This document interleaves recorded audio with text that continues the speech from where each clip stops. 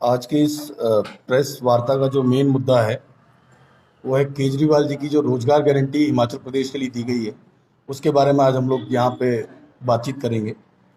दूसरा, जो ये जो जयराम सरकार है या फिर कांग्रेस पार्टी के द्वारा जो शोषण किया गया है आज तक, उसके बारे में भी हम लोग यहाँ पे डिस्कस करेंगे। सबसे पहले तो मैं ये बताना चाहूँगा कि कांग्रेस के द्वारा किसी समय पे, मैं सबसे पहले मुद्दे लूँगा बेरोजगारी क्यों हिमाचल में इतनी ज़्यादा बढ़ी है, और इसके अलावा क्या मुद्दे हैं जो जहाँ पे युवाओं का शोषण हुआ है। शोषण कैसे हो रहा है? एक आउटसोर्स की हम लोग बात करते हैं। आउटसोर्स का स्टार्ट किया गया था, आउटसोर्स कांग्रेस पार्टी के द्वारा, उसको आगे बढ़ावा दिया गया बीजेपी द्वारा। आज की डेट में पूरे प्रदेश में लगभग 50,000 आउटसोर्स एम्प्लॉयज हैं हमारे पास, जिसमें से जो आप लीजिए जल शक्ति विभाग में जो तनख्वाह बच्चों को दी जा रही है वो 4500 रुपये है। कंप्यूटर टीचर्स की जो सैलरी है वो करीब 7 से 8,000 रुपये है। तो यहाँ पे जितनी भी हायरिंग ये लोग कर रहे हैं वो सारी की सारी प्राइवेट जो कंपनीज है उनके थ्रू करी जा रही है। तो ये कहीं ना कहीं मुझे लगता है कि युवाओं के साथ खिलवाड़ किया जा रहा है सरकारों के द्वारा। दूसरा, हिमाचल के बारे में हम लोग बात करते हैं। हिमाचल को देवभूमि कहा जाता है, उसके साथ साथ वीर भूमि का भी एक मतलब तमगा मिलता है। वीर भूमि क्यों? अगर पूरे देश की बात करें, सबसे पहला परमवीर चक्र अगर किसी प्रदेश को मिला है तो वो हिमाचल है। मेजर सोमनाथ शर्मा जी, जिन्हें परमवीर चक्र मिला था पहला, और आखिरी की भी बात करेंगे, लगभग सभी जानते हैं, कैप्टन विक्रम बत्रा जी पालमपुर से हमारे कारगिल युद्ध में शहीद हुए थे। मरणोपरांत उन्हें परमवीर चक्र दिया गया था। तो कहीं ना कहीं मुझे लगता है कि हिमाचल में ज़्यादातर 3 लाख तो फैमिलीज ऐसी हैं जो कहीं ना कहीं डायरेक्टली रिलेट करती हैं army, defence, navy, air force, defence services से। उन बच्चों के साथ भी अभी खिलवाड़ किया गया। कुछ महीने पहले आप लोगों को पता होगा कि एक नई योजना चलाई गई, अग्निवीर योजना। जो बच्चे हमारे हिमाचल के डेली आप देखेंगे, हम धर्मशाला की बात करते हैं, धर्मशाला में कई ऐसे इंस्टीट्यूट्स हैं जो बच्चों को तैयार करते हैं आर्मी के लिए या नेवी के लिए, एयरफोर्स के लिए। उन बच्चों के साथ एक खिलवाड़ हुआ है। आप 4 साल में क्या उन बच्चों को सिखाकर रिटायरमेंट देंगे? 4 साल तो एक रेगुलर फौजी को तैयार होने में लगते हैं। जब वो बच्चा तैयार हुआ तब आप उसे घर पे भेज देंगे। यहाँ पे भी बच्चों का शोषण हुआ है जो मुझे लगता है। तीसरा, कोविड काल में, जब कोविड आया था तो कोविड काल में जब बच्चे हमारे हिमाचल प्रदेश के जो बच्चे जो बाहर जॉब्स कर रहे थे, दिल्ली, मुंबई या फिर महाराष्ट्र कहीं भी, मतलब मेट्रो सिटीज में जो बच्चे जॉब कर रहे थे, काफी बच्चे हिमाचल वापस आए। उस समय सरकार ने काफी वायदे किए कि हम बच्चों के लिए कोई ना कोई प्लान लेके आएंगे आगे। वो भी जीरो रहा सरकार की तरफ से, उसमें भी कोई भी किसी भी तरह की रिलैक्सेशन बच्चों को नहीं मिली। चौथा, आप ये लीजिए कि पूरे प्रदेश में जितने भी पेपर लीक मामले हैं, पिछले मुझे लगता है कि पिछले 5 साल में कोई भर्ती ऐसी निकली नहीं होगी जहां पे भ्रष्टाचार ना हुआ हो। इन सब मुद्दों को लेके आम आदमी पार्टी द्वारा, जो केजरीवाल जी द्वारा एक गारंटीज युवाओं के लिए दी गई हैं, आज हम उसलिए यहाँ पे बैठे हैं। मैं आप लोगों के सामने वो कुछ जो मेन बिंदु है उन्हें प्रस्तुत करूंगा। जैसा कि पहली जो गारंटी अरविंद केजरीवाल जी द्वारा दी गई है वो है हर बेरोजगार को रोजगार मुहैया करवाया जाएगा। हर बेरोजगार बच्चा जो आज की डेट में इन सरकारों की नाकामयाबी की वजह से घर पे बैठा हुआ है, पढ़ा लिखा युवा, उसके लिए सरकार द्वारा, अगर हम लोग सरकार में आते हैं, सत्ता में आते हैं, तो हर बेरोजगार युवा को रोजगार दिलवाया जाएगा। दूसरी गारंटी, अरविंद केजरीवाल जी कहते हैं जब तक उस बच्चों को नौकरी नहीं मिलती, जब तक उन बच्चों के पास कोई नौकरी नहीं है, तब तक उन सभी बच्चों को 3,000 रुपए बेरोजगारी भत्ता उपलब्ध करवाया जाएगा। ये थी दूसरी गारंटी। इसके अलावा सरकारी नौकरियों में लगभग 6 लाख भर्तियां की जाएंगी सरकारी जॉब्स में, जो कि अरविंद केजरीवाल जी की तीसरी गारंटी है।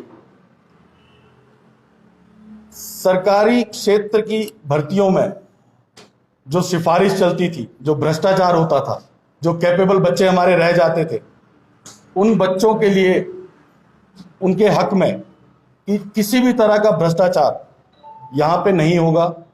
बिना भ्रष्टाचार किए पारदर्शिता के साथ भर्तियां की जाएंगी सरकारी क्षेत्र में जितनी भी भर्तियां होंगी। इसके अलावा पेपर लीक मामला आप सभी अवगत हैं। अभी करंटली आप लोगों ने देखा था पुलिस भर्ती में क्या हुआ था हिमाचल के अंदर। तो इस तरह की चीजें ना हो आगे, उसके लिए सरकार द्वारा सख्त कानून बनाए जाए।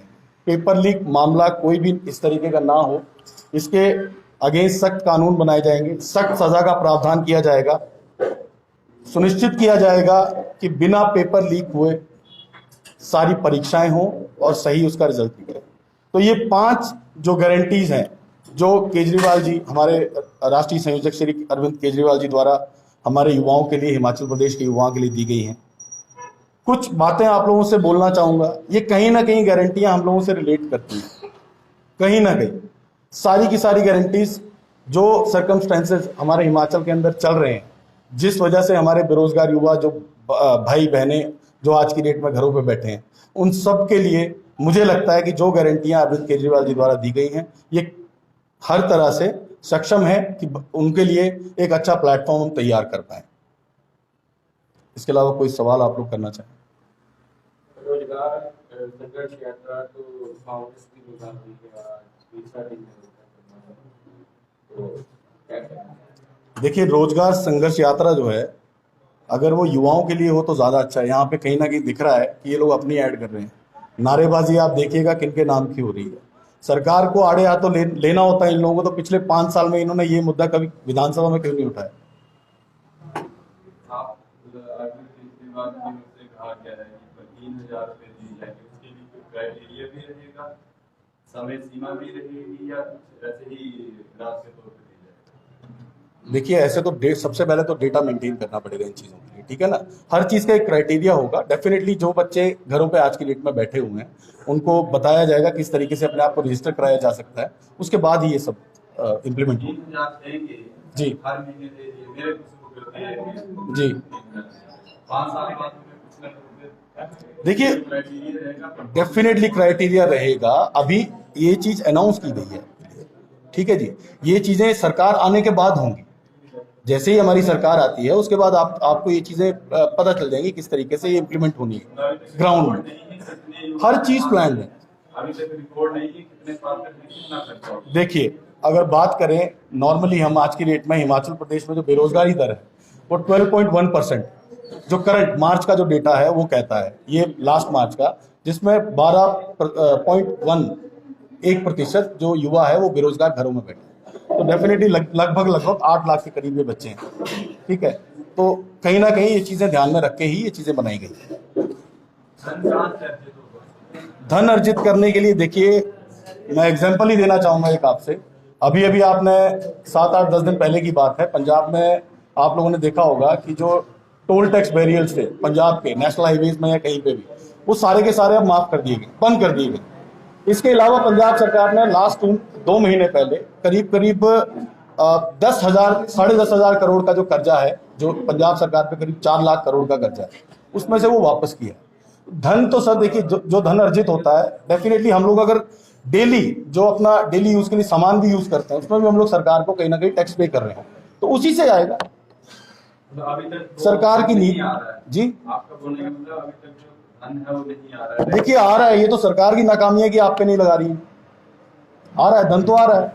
वो तो बीजेपी सरकार को सोचना होगा, सत्ता पे बैठे हैं। जो सिलेंडर आप आज से 8 साल पहले 450 का लेते थे, उसके लिए 1150 पे कर रहे हैं। धन तो आ रहा है, सब कुछ है, लेकिन सरकार की नाकामियां हैं। ये सरकार पे डिपेंड करता है कि वो कैसे सोचती है, कैसे युवाओं के लिए एक प्लेटफॉर्म तैयार किया जाए। ये अरविंद केजरीवाल की जो गारंटियां हैं, ये दर्शाती हैं कि उनका जो ग्राउंड स्टडी है, जो हिमाचल में जरूरत है, उसके बारे में हम लोग बात कर रहे हैं। महंगाई मतलब है कि आप बोले 1100 हो गया, अगर आपकी सरकार आती तो 1100 का सिलेंडर 1100 में रहेगा, महंगाई पे कोई इंतजाम। देखिए, ऐसा है, सब कुछ होगा, महंगाई पे लगाम क्यों नहीं है। आप ये देखिए, अगर अरविंद केजरीवाल जी जो एक मॉडल है, हम मॉडल लेके चलते हैं। महंगाई आज हिमाचल में भी है, महंगाई आज दिल्ली में भी है, ठीक है जी, लेकिन वहां पे हर घर में 200 यूनिट आज भी फ्री मिल रहा है। पंजाब में 300 यूनिट फ्री मिल रहा है। लगभग पंजाब में अगर हम करंट की बात करें तो करीब 51 लाख परिवारों का जो बिजली का बिल है वो इस महीने शून्य आने वाला है। तो ये चीजें सारी चीजें प्लान है। सर, विधानसभा चुनाव में हर विधानसभा क्षेत्र के कुछ स्थानीय मुद्दे रहते हैं जिनका चुनाव में विशेष महत्व रहता है। जी तो आम जैसे धर्मशाला की बात करें तो यहाँ पे टूरिज्म को लेकर कई रणनीति किया आपने, लेकिन जब जहाँ से आम आदमी पार्टी की बात करते हैं तो सिर्फ उनके जो आरोप प्रत्यारोप होते हैं वो केंद्र केजरीवाल और उस तरह से रहते हैं, तो क्या ये स्थानीय मुद्दों पर कब आएंगे? देखिए, स्थानीय मुद्दों की बात है तो मैं खुद धर्मशाला से हूँ। टूरिज्म की आपने बात की, डेफिनेटली टूरिज्म, अगर हम धर्मशाला की बात करें, सबसे ज्यादा रेवेन्यू अगर कहीं से आता है वो टूरिज्म है, जिस पे ध्यान देने की पिछली सरकारों को बहुत ज्यादा जरूरत थी। आज की डेट में मैं खुद बाहर रहा हूँ, या मैं भी खुद घूमने का शौकीन हूँ, मैं भी अलग अलग जगह जाता हूँ, देखता हूँ चीजें। प्रॉब्लम क्या है, एक टूरिस्ट आता है बाहर से घूमने के लिए धर्मशाला में, एक टूरिस्ट आया, पहली बार आया, तो मान लीजिए सीजन का टाइम है, आप भी जानते हैं मैक्लोडगंज बागसुनाग वो जाएगा, ठीक है, 4 घंटे 5 घंटे का वो जाम को सफर करता है, देन उसके बाद वो वहां पे पहुंचता है।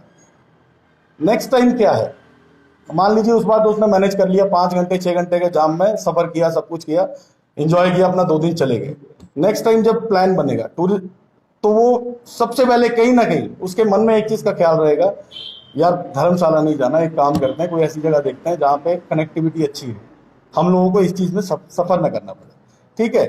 तो टूरिज्म तभी बढ़ावा तभी हो सकता है जब ये छोटी छोटी चीजें, चाहे वो पार्किंग की समस्या हो, चाहे वो मतलब आप ये लीजिए कि विधानसभा के सौंदर्यीकरण को लेकर बातचीत हो, क्योंकि देखिए जो पहली बार एक इंसान बाहर से आ रहा है धर्मशाला में घूमने के लिए, डेफिनेटली उसने अपने मन में या दिमाग में कुछ चीजें सोची होती हैं कि हम जा रहे हैं, हमें ये चीजें देखने को मिलेंगी। ऐसा कुछ भी मुझे नहीं दिखता है। अगर धर्मशाला की बात करें, आप लोगों ने एक ये बना दिया, स्काई वे बना दिया, स्काई वे बनाया, स्काई वे के जो फेयर रखा है वो मुझे नहीं लगता कि आम आदमी, एक नॉर्मल आम आदमी के लिए उसके लिए मतलब अफोर्डेबल है।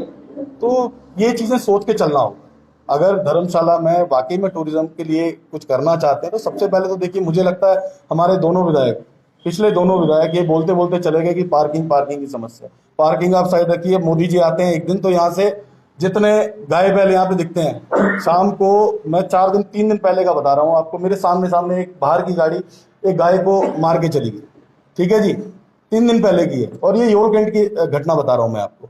तो इन पे अगर एक मंत्री के आने पे आप ये सब गायब करवा सकते हैं, तो क्या आप लोग तरीके से सारी चीजें सुचारू रूप से चला के उन लोगों के लिए कोई जगह बना के उन लोगों को वहां पे आश्रय नहीं दे सकते? तो ये कमियां हैं सरकार।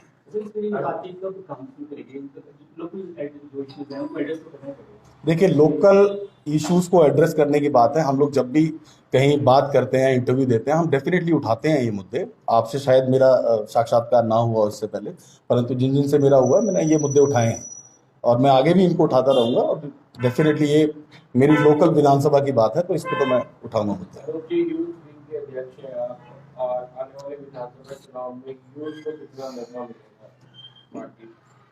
देखिए, इसके लिए हमारे प्रदेश अध्यक्ष सुरजीत ठाकुर जी हैं अभी, जिन्होंने अपनी पहली प्रेस वार्ता में ये बताया था कि ज़्यादा से ज़्यादा युवाओं को मौका दिया जाएगा प्रदेश में। और ये आप देखेंगे आने वाले समय में जब टिकट्स वगैरह कुछ भी अनाउंस होता है।